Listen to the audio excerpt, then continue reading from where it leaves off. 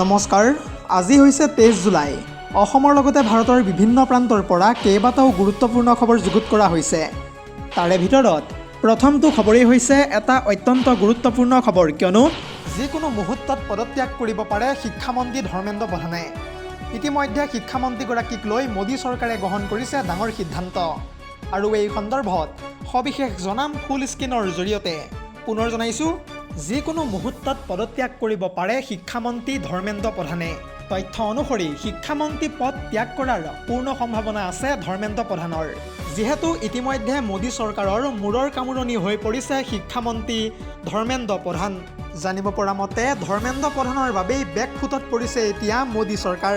কেৱল ইমানেই নহয়, ইয়াৰ উপৰিও ধৰ্মেন্দ্ৰ প্ৰধানৰ বাবেই সমগ্ৰ দেশজুৰি প্ৰতিবাদৰো এতিয়া সন্মুখীন হৈছে মোদী চৰকাৰ। আৰু তাৰ পাছতেই কঠোৰ সিদ্ধান্ত লোৱাৰ দিশে ইতিমধ্যে অগ্ৰসৰ হৈছে প্ৰধানমন্ত্ৰী মোদী। পৰৱৰ্তী খবৰটো হৈছে আন এটা অত্যন্ত গুৰুত্বপূৰ্ণ খবৰ, কিয়নো উজনি অসমত পুনৰবাৰ সৃষ্টি হৈছে হাহাকাৰ পৰিস্থিতি। এইবাৰ এজন দুজন নহয়, বানে একেলগে একেখন গাঁৱৰে উটুৱাই নিলে প্ৰায় 50জনকৈ লোকক। আৰু এই সন্দৰ্ভত সবিশেষ জনাম ফুল স্ক্ৰীনৰ জৰিয়তে। পুনৰ জনাইছোঁ, এইবাৰ বানে একেলগে উটুৱাই নিলে একেখন গাঁৱৰে 50জনকৈ লোকক। এক কথা ক'বলৈ গ'লে উজনি অসমত এতিয়াও অব্যাহত আছে বানৰ বিভীষিকা। আৰু 50জনৰো অধিক লোক নিৰুদ্দেশৰ তথ্য ইতিমধ্যে আমাৰ হাতত আহি পৰাৰ সমান্তৰালকৈ 18জনকৈ লোকৰ মৃতদেহো এতিয়া উদ্ধাৰ হৈছে।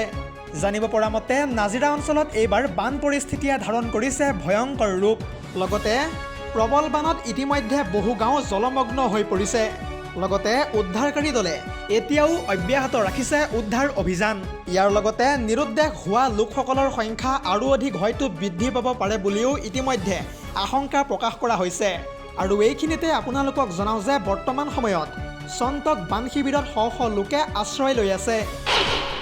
পৰৱৰ্তী খবৰটো হৈছে বানপীড়িতলৈ এইবাৰ 2 কোটি টকাৰ ৰাজসাহায্য লৈ উজনি অসমলৈ ৰাওনা হ'ব বদৰুদ্দিন আজমল। ইতিমধ্যে এই সন্দৰ্ভত কেইবাটাও ডাঙৰ মন্তব্য কৰিছে বদৰুদ্দিন আজমলে। আৰু এই সন্দৰ্ভত সবিশেষ জনাম ফুল স্ক্ৰীনৰ জৰিয়তে। পুনৰ জনাইছোঁ, উজনিৰ বানপীড়িতৰ কাৰণে এইবাৰ 2 কোটি টকাৰ সাহায্য ঘোষণা বদৰুদ্দিন আজমলৰ। আগন্তুক 2টা দিনৰ কাৰণে বাজেট অধিৱেশন বন্ধ কৰি বানপীড়িতৰ কাষত থিয় দিব লাগে সকলোৱে। অসমৰ সকলো বিধায়ক মন্ত্ৰী বানাকান্তৰ কাষলৈ যাওক আগন্তুক 2টা দিনৰ ভিতৰত। লগতে হিন্দু ভাইসকলক সহায় কৰিবৰ কাৰণে মোলৈকো আপোনালোকে দোৱা কৰক। উজনিত 80% হিন্দু লোকে যিহেতু ইতিমধ্যে বানত ক্ষতিগ্ৰস্ত হৈছে, মই হিন্দু ভাইসকলৰ ঘৰত থাকি বান সাহায্য প্ৰদান কৰিম। আজি 1 কোটি টকা সাহায্য দিম আৰু কালিলৈ মই 2 কোটি টকাৰ সাহায্য হৈ যাব। উজনিৰ বানপীড়িতৰ কাৰণে এনেদৰে কেইটিমান মুহূৰ্তৰ পূৰ্বে 2 কোটি টকাৰ সাহায্য ঘোষণা বদৰুদ্দিন আজমলৰ। দৰ্শকসকল, আৰু বহুতো গুৰুত্বপূৰ্ণ খবৰ আছে। যদিহে আপুনি এতিয়ালৈকে এই ভিডিঅ'টোত লাইক কৰা নাই তেন্তে এতিয়াই লাইক কৰি দিয়ক। আৰু এনেধৰণৰ খবৰসমূহ সদায় পাই থাকিবৰ কাৰণে চেনেলটো ছাবস্ক্ৰাইব কৰি কাষতে থকা বেল আইকনটো প্ৰেছ কৰি ৰাখিব। পৰৱৰ্তী খবৰটো হৈছে আন এটা অত্যন্ত গুৰুত্বপূৰ্ণ খবৰ, কিয়নো সাৱধান হওক ৰাজ্যবাসী। ইতিমধ্যে ৰাজ্যৰ কেইবাখনো জিলাত বতৰ বিজ্ঞান কেন্দ্ৰই জাৰি কৰিছে এলাৰ্ট। আৰু এই সন্দৰ্ভত অসমৰ কোনকেইখন জিলাত এলাৰ্ট জাৰি কৰিছে বতৰ বিজ্ঞান বিভাগে সবিশেষ চাই লওক। পুনৰ জনাইছোঁ, ৰাজ্যত পুনৰ হ'ব পাৰে যিকোনো মুহূৰ্তত প্ৰবল বৃষ্টিপাত। ইতিমধ্যে ৰাজ্যবাসীক সতৰ্ক হৈ থাকিবলৈ বিনম্ৰভাৱে আহ্বান জনাইছে বতৰ বিজ্ঞান কেন্দ্ৰই। আৰু এলাৰ্ট জাৰি কৰা হৈছে অসমৰ কেইবাখনো জিলাত। এটা জৰুৰী খবৰ জনাই আছে এই মুহূৰ্তত, বিশেষকৈ পাহাৰীয়া পথ বানপ্ৰৱণ অঞ্চলৰ দিশে যাত্ৰা কৰাৰ পৰা বিৰত থাকিব লাগিব আপুনি। ইয়াৰ উপৰিও নাও বা ফেৰী চলাচলৰ ক্ষেত্ৰতো সতৰ্কতা অৱলম্বন কৰিব লাগিব এই সময়ছোৱাত। বিজুলী ঢেৰেকনিৰে যিহেতু ধাৰাসাৰ বৃষ্টিপাতৰ আগজাননী জাৰি বতৰ বিজ্ঞান কেন্দ্ৰৰ। অসমৰ প্ৰায় 9খনকৈ জিলাত অৰেঞ্জ এলাৰ্ট আৰু 22খনকৈ জিলাত ইতিমধ্যে জাৰি কৰা হৈছে য়েল্ল' এলাৰ্ট। তাৰে ভিতৰত ক'বলৈ গ'লে কামৰূপ মেট্ৰ', গোলাঘাট, যোৰহাটৰ উপৰিও শিৱসাগৰ, চৰাইদেউ, দক্ষিণ শালমাৰা, ধুবুৰী, গোৱালপাৰা আদি জিলাত অৰেঞ্জ এলাৰ্ট জাৰি বতৰ বিজ্ঞান কেন্দ্ৰৰ। আৰু এই অৰেঞ্জ এলাৰ্ট জাৰি কৰা জিলাকেইখনত বৰষুণে ল'ব পাৰে ভয়ংকৰ ৰূপ। আৰু তাৰ সমান্তৰালকৈ 22খনকৈ জিলাত য়েল্ল' এলাৰ্ট জাৰি কৰিছে বতৰ বিজ্ঞান কেন্দ্ৰই। তাৰে ভিতৰত কোকৰাঝাৰ, চিৰাং, বঙাইগাঁও, বজালী, বৰপেটা, নলবাৰীৰ উপৰিও ওদালগুৰি, দৰং, মৰিগাঁও, শোণিতপুৰ, নগাঁও, হোজাই, ডিব্ৰুগড়, তিনিচুকীয়া, ধুবুৰী, বিশ্বনাথ আদি জিলাত য়েল্লো এলাৰ্ট জাৰি বতৰ বিজ্ঞান কেন্দ্ৰৰ। তথ্য অনুসৰি আগন্তুক 5 দিন পৰ্যন্ত বতৰ বিজ্ঞান কেন্দ্ৰই জাৰি কৰা এই সাৱধানবাণী বলবৎ হৈ থাকিব। পৰৱৰ্তী খবৰটো হৈছে আন এটা অত্যন্ত গুৰুত্বপূৰ্ণ খবৰ, কিয়নো এতিয়াৰে পৰা সামাজিক মাধ্যমত কোনেও লিখিব নোৱাৰিব অশ্লীল শব্দ। ভুৱা বিভ্ৰান্তিকৰ অশ্লীল শব্দ লিখিলে মহাবিপদত পৰিব ব্যৱহাৰকাৰীসকল। আৰু এই সন্দৰ্ভত সবিশেষ জনাম ফুল স্ক্ৰীনৰ জৰিয়তে। পুনৰ জনাইছোঁ, সামাজিক মাধ্যম ব্যৱহাৰকাৰীৰ বাবে আহি গ'ল ডাঙৰ খবৰ। কোনেও এতিয়াৰে পৰা সামাজিক মাধ্যমত লিখিব নোৱাৰিব অশ্লীল শব্দ। ভুৱা বাতৰি, প্ৰৰোচনামূলক পোষ্ট আপলোড কৰিব নোৱাৰিব এতিয়াৰে পৰা কোনেও ছ'চিয়েল মিডিয়াত। সামাজিক মাধ্যমৰ অপব্যৱহাৰ ৰোধ কৰিবলৈ ইতিমধ্যে চৰকাৰে গ্ৰহণ কৰিছে বৃহৎ পদক্ষেপ।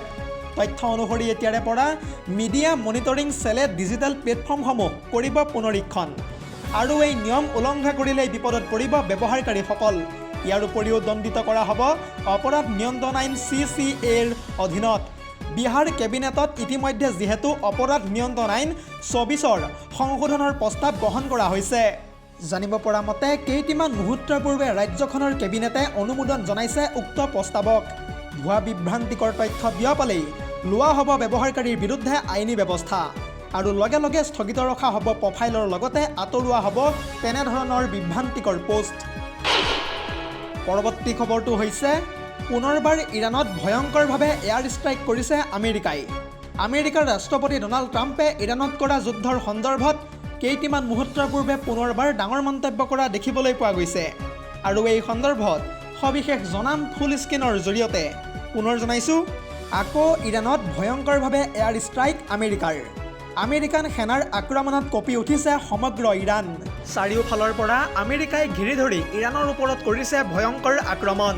তথ্য অনুসৰি ইৰাণৰ এয়াৰক্ৰাফ্ট হেংগাৰ আৰু ড্ৰোন ছাইটত কৰা হৈছে প্ৰচণ্ড আক্ৰমণ। ইয়াৰ উপৰিও সামৰিক অপাৰেশ্যন চেণ্টাৰৰ লগতে কেইবাটাও ইৰাণী ঘাটিত আক্ৰমণ কৰিছে এতিয়া আমেৰিকাই। আৰু তাৰ মাজতেই আমেৰিকাৰ ৰাষ্ট্ৰপতি ডনাল্ড ট্ৰাম্পে স্পষ্ট ৰূপত কৈ দিছে যে এই আক্ৰমণৰ ফলত ইৰাণ এতিয়া যথেষ্ট পৰিমাণে দুৰ্বল হৈ পৰিছে।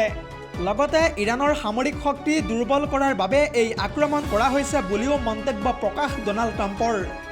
ইয়াৰ উপৰিও আমেৰিকাৰ ৰাষ্ট্ৰপতি ডনাল্ড ট্ৰাম্পে হুংকাৰ প্ৰদান কৰি কয় যে ইৰাণে আৰু অধিক প্ৰত্যুত্তৰ পাব। লগতে ইৰাণৰ সৈতে আৰু কেতিয়াও নহ'ব আলোচনা। ইৰাণৰ সৈতে আলোচনা কৰিবলৈ আমেৰিকাৰ কোনো ধৰণৰ আগ্ৰহ নাই। হয়তো অতি শীঘ্ৰেই ইৰাণৰ ইউৰেনিয়াম ঘাটিতো কৰা হ'ব ভয়ংকৰ আক্ৰমণ, এয়া মন্তব্য মাৰ্কিন ৰাষ্ট্ৰপতিগৰাকীৰ। পৰৱৰ্তী খবৰটো হৈছে দিল্লীত এইবাৰ CJPৰ প্ৰতিবাদ চলি থকাৰ মাজতে অনিৰ্দিষ্ট কাললৈ একেবাৰে বন্ধ কৰি দিয়া হৈছে দিল্লীৰ প্ৰায় 16টাকৈ মেট্ৰ' ষ্টেচন। আৰু তাৰ পাছতেই সমগ্ৰ দেশজুৰি সৃষ্টি হৈছে তীব্ৰ চাঞ্চল্যৰ। পুনৰ জনাইছোঁ, দিল্লীত চলিত শিক্ষাৰ্থীৰ প্ৰতিবাদ দমনৰ চেষ্টা চৰকাৰৰ। অনিৰ্দিষ্ট কাললৈ এইবাৰ বন্ধ কৰি দিয়া হৈছে দিল্লীৰ প্ৰায় 16টাকৈ মেট্ৰ' ষ্টেচন। আৰু এই মেট্ৰ' ষ্টেচনসমূহ আইন শৃংখলা বজাই ৰখাৰ লগতে ভিৰ নিয়ন্ত্ৰণৰ বাবে বন্ধ কৰা হৈছে বুলি বৃহৎ মন্তব্য কৰিছে মেট্ৰ' কৰ্তৃপক্ষই। আৰু এই 16টা মেট্ৰ' ষ্টেচন বন্ধ কৰাৰ পাছতে উত্তপ্ত হৈ পৰিছে পৰিস্থিতি। জানিব পৰা মতে বন্ধ ঘোষণা কৰা ষ্টেচনসমূহৰ ভিতৰত আছে লোকনিৰ্মাণ মাৰ্গ, ৰাজীৱ চকৰ উপৰিও পেটেল চক, ৰামকৃষ্ণ আশ্ৰম মাৰ্গ, বাৰখম্বা ৰোড, সুপ্ৰিম কোৰ্টৰ সমান্তৰালকৈ সেৱাতীৰ্থৰ উপৰিও জনপথৰ দৰে ব্যস্ত মেট্ৰ' ষ্টেচন, মাণ্ডি হাউচৰ সমান্তৰালকৈ কেন্দ্ৰীয় সচিবালয়, ITO আৰু দিল্লী গেট পৰ্যন্ত বন্ধ কৰা হৈছে। লগতে ইন্দ্ৰপ্ৰস্থ, খান মাৰ্কেট, জোৰবাগ, শিৱাজী ষ্টেডিয়াম পৰ্যন্ত এতিয়া বন্ধ ঘোষণা কৰিছে মেট্ৰ' কৰ্তৃপক্ষই। আৰু এই মেট্ৰ' ষ্টেচনসমূহ বন্ধ কৰি দিয়াৰ ফলত হাজাৰ হাজাৰ যাত্ৰীৰ মাজত সৃষ্টি হৈছে প্ৰচণ্ড অসুবিধা। News desk report, ZD news.